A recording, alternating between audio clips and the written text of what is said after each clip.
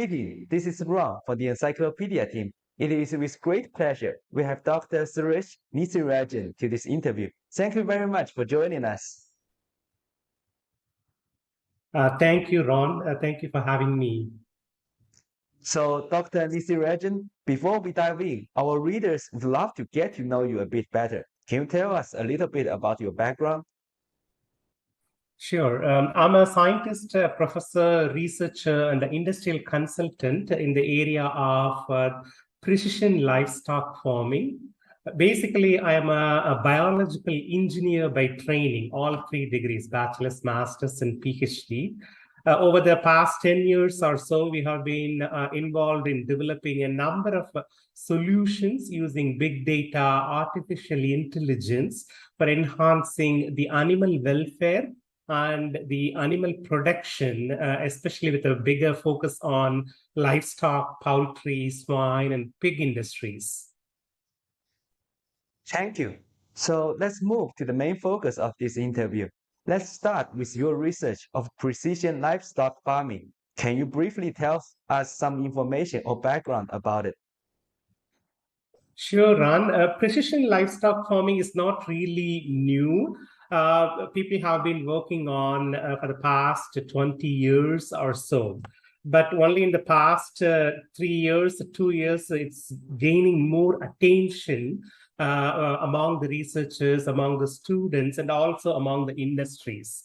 Now, what we are looking at is we are moving from PLF or precision livestock farming to DLF or digital livestock farming. So the end goal, the unique advantages of these technologies are how do we move from reactive to predictive using digital approaches such as sensor technologies, artificial intelligence, big data in terms of detecting diseases in animals before it can happen. So the main difference is PLF, the word precision, aims to maximize the data collection to increase efficiency and production for farming and livestock management, while the DLF or the digital livestock farming seeks to infer real-time data. So can we be able to collect on the go, continuously collect data from the animals and then develop predictive data modeling using machine learning approaches? So DLF gives a short-term automated management responses, a near-term possibility, and the possibility to move and even predict before things can happen, such as prescriptive capabilities. So in the PLF, it's just a stepwise increment. So instead of stepwise improvements, we can incrementally adding data points. Digital livestock farming introduces fundamental changes in the operations and value delivery that enhance the accuracy of processes, models, and farm businesses. For example, right now we are talking about climate change, the COVID pandemic that coming from the animals. So what is the possibility we could come up with certain sustainability indices using data, using a large number of sensor-enabled information in livestock so that we can provide well-being for the animals, enrich the quality of the life of these animals, and of course, thereby eventually contribute to the comfort and the welfare for the humans as well eventually. Thank you for your introduction. So, how much work your research group had done to precision livestock farming? Are there any limitations to your research? We have been working in this for almost 2 decades. The unique advantages, I would say, we can go from gross to subtle level, from reactive to predictive, investigation from one-dimensional to multi-dimensional, shifting the needle from production perspective to sustainability and welfare aspects. So these are some of the unique advantages of these solutions. So for example, right now what we are looking at is we can deploy different types of camera technologies and real-time sensors either on the animals or at a specific remote distance and collect continuous automated data so that decisions can be made in advance by the producers, farmers, policy makers, etc. We have the capability to determine emotions of farm animals, because a happy cow or a happy pig is a productive cow or a productive pig. So by understanding the mental makeup and the emotional feelings of these animals using digital technologies and artificial intelligence, we can cater and provide a very good quality of life for these animals, and of course increase the profit for the farmers and producers. Another example is we could understand the diseases even before that can happen. For example, there are markers such as microRNAs.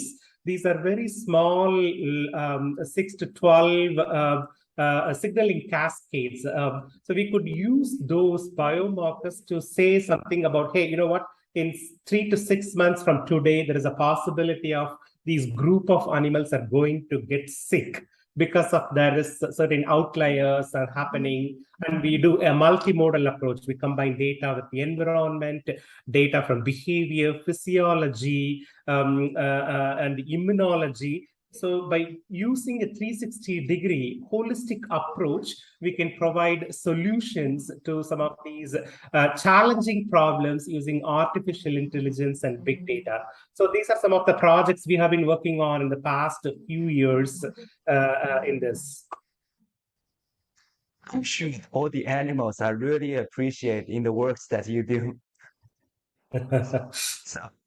So next question is, are you working on any new projects right now? How do you think those might help?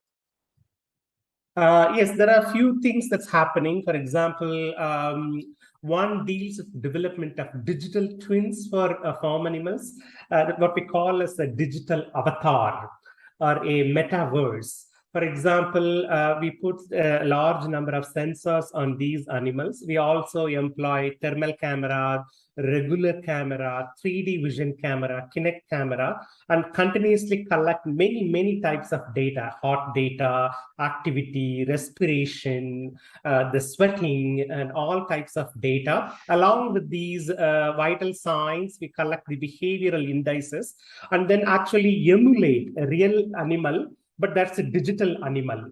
So we can answer and understand a large number of what-if scenarios. For example, if the feed composition from the feeding company is different or it's going to delay for 2 weeks, what is the effect of the group of animals the farmers are rearing at this moment? Can I be able to manage the aggressive or cannibalistic behavior such as feather pecking or tail biting of the either chickens or poultry or pigs by understanding the current behavior of these digital twin? So real animal, and then there is a simultaneous parallel digital animal that's being currently developed. So by understanding the various interconnectedness and multitude of numerous parameters of the digital signals and markers we are getting from these digital animal, we could make a large number of decisions to enhance the welfare, the quality, etc. Like we could help veterinarians, policy makers, producers, and the industrial people to come up with new ways.